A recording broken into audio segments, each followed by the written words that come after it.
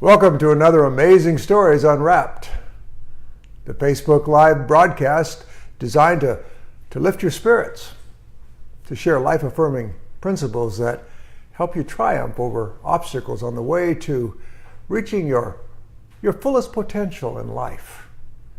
Today I'd like to talk about integrity, a quality often missing in our age of shortcuts, of compromise, of bailing out on promises when the going gets tough. What is integrity? It's being who you say you are.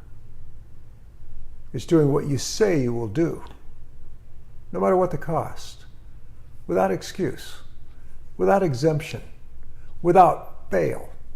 It's being there when you say you will be there. It's telling the truth, even when the truth hurts. It's walking the talk. It's being real in an age where so much is fake and phony. It's going the distance, keeping your word, remaining faithful, honoring your commitments, and above all, keeping your covenants, for better or worse, in sickness and to health, for richer, for poorer, in the good times and the bad, or in those old-fashioned words, till death do us part. Now maybe today, you're on the ragged edge of giving up the fight, of throwing in the towel, maybe of walking out or selling out or bailing out. Well, before you do, let me unwrap an amazing true story from the world of sports, a story that just might inspire you to take a deeper breath, to get back into the fight. I call it tugging on Superman's cape. But it's really about staying true to yourself, true to others, when staying true costs everything you have, and yet I would argue will give you the best returns ever. The world watched amazed as a scrawny kid from California's outback seized cycling's holy grail.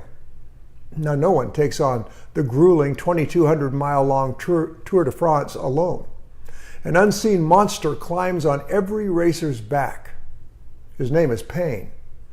The farther the cyclist rides, the heavier the monster gets, the harder he pushes, the tighter he squeezes. And the steeper the racer climbs into the rugged mountains, the deeper that monster digs its sharp claws into weary muscles, sinks its sharp fangs into a head throbbing with pain and fatigue.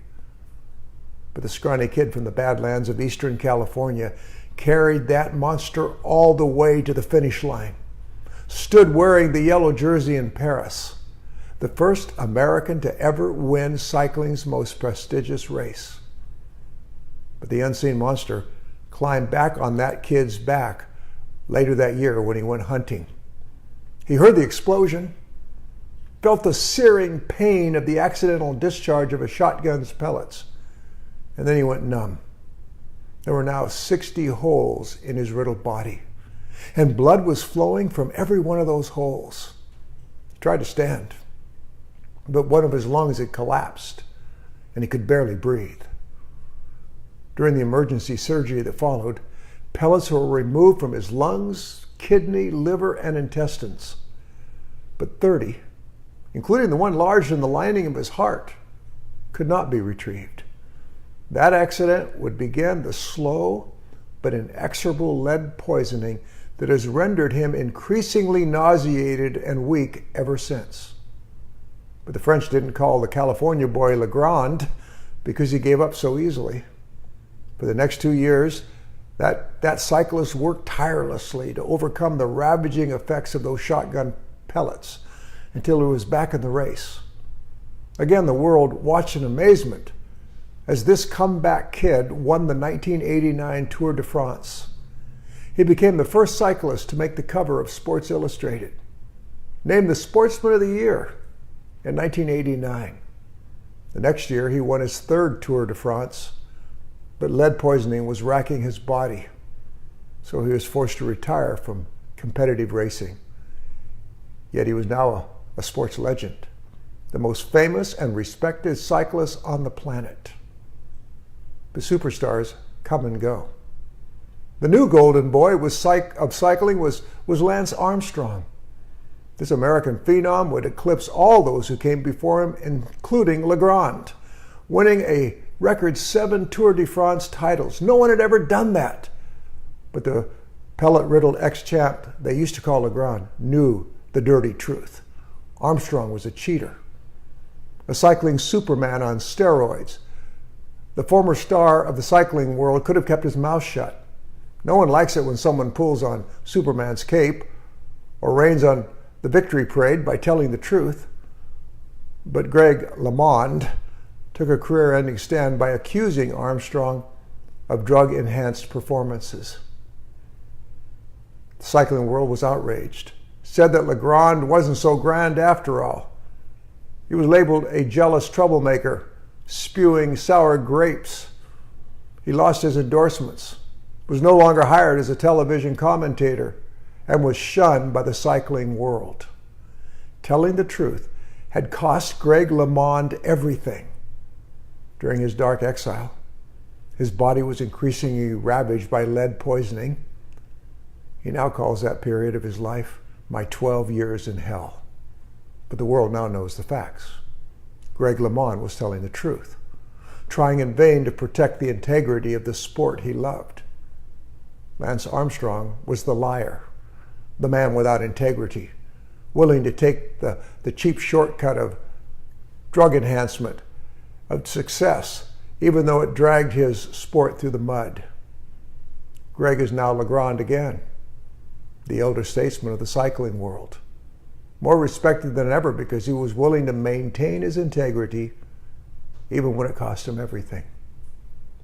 Greg LeMond would tell you today that no victory is worth anything if you have to cheat to get it.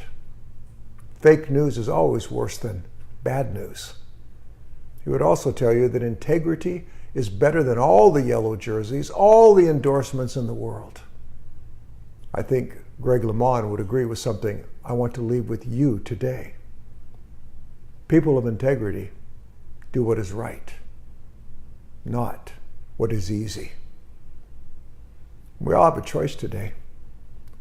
We can either be a Greg LeMond or a Lance Armstrong. Maybe today you're tempted. Maybe you're tempted to give up on a commitment or to break a covenant promise. Maybe even to cheat on someone you promised to be faithful to. Maybe to bail out on a promise you made to yourself or to others. Perhaps to tell a lie because life will be easier for you and others. Or to hold back on telling the truth because the consequences of telling the truth are so scary. Here's some things I'd like you to remember. Number one, easy now, harder later. Lance Armstrong discovered that. But hard now is easier later. That worked for Greg LeMond. Number two, doing right is its own reward. You may never be rewarded in this life for standing true, but you will have at least one reward, a clean conscience, a sense of self-respect. And you will grow in greater character that will reward you in other ways in your life. Number three, your good name is your most precious asset. Lose that, and you lose everything. People only trust those who are trustworthy, those whose names are synonymous with character and dependability. Number four, truth and integrity are costly items, like everything that's precious. Greg LeMond discovered that. Truth will cost. Truth nailed Jesus to a cross. Truth got the prophets of the Old Testament stoned. It got the apostles of the New Testament thrown to the lions, killed in many different ways. Jesus once said that people love false prophets because false prophets tell them what they want to hear. They deliver fake news. They deliver the soft, easy lie, the lie that makes people feel good. Jesus went on to say, but the true prophets, those who tell the truth, those who say things people don't want to hear, they're the ones who get stoned. They're the ones who get killed. Jesus said in his Sermon on the Mount that if we tell the truth, we may well get persecuted. We may well die for the truth. History is full of heroes who died because they told the truth. They stood for the truth. They refused to lose their integrity even when it cost them everything. But I would argue the Lance Armstrongs of the world, those who take the cheap shortcut, those who might win the race because they use steroids, those people really don't contribute anything to the world. They just become weaker. Last week I was in Israel. We were going down a long series of mountain roads down to the valley of Elah, where David stood against Goliath. Talk about a man who stood with integrity, a young boy who stood with integrity, who refused to believe the lie that a person couldn't beat a giant if he had faith in God. We were going down that long hill. I noticed bikers going up the hill, cyclists. Every one of them was lean, tough, mean looking as they went up the hill. I looked to the other side and I noticed the cyclers on the other side of the highway going down the road. They were all overweight, chubby, out of shape. And my guide turned to me and said, he said, you never get better coasting downhill. You always get better riding uphill into the wind. I think he's right. So my challenge to you today, be a person of integrity. Do what is right, not what is easy. Easy now, hard later. Hard now, easy later. I hope you'll always remember the story of Greg LeMond, a man who stood with integrity. It served him well in the long run. It'll serve you well too. As we close today, I hope you'll have a great, great weekend. And I hope you might take the time to buy one of my books. I heard from a guy who was in Chicago the other day looking for something to encourage him, so he went into a Barnes Noble and he bought this book of 1 year amazing stories. And he said he got through the 11th story before he looked down to see who the author was. He looked on the back cover and saw my picture. This was a guy I knew, and he was so excited. So he bought the book, and he bought several others for his family members. Look at this book is perfect Christmas gift. So if you'll write to robertapeterson.org, and if you will give us the names of the people you'd like to give this to, we will sign a copy for them. I'll give them a message too. They'll love getting this book. This book is written to encourage Christians, those of people of faith, but it's also written for those who don't share our faith. It's written for non-believers. Some of the people who love this book the most are atheists. They're people of different religions than I am, but they love the book because each book has a wonderful story. It gives you a lift for the day. The story I just told you from Greg LeMond comes from this book. So write robertapeterson.org and request the book. There's a way you can use your credit card to pay for the book. We'll give it to you for $17, which is about $5 less than what Barnes Noble's selling it for. Plus you'll get a signature, personalized copy for that person you have on your gift list. Easy way to buy your Christmas shopping. So we encourage you to do that. Well, nice to be with you. God bless you.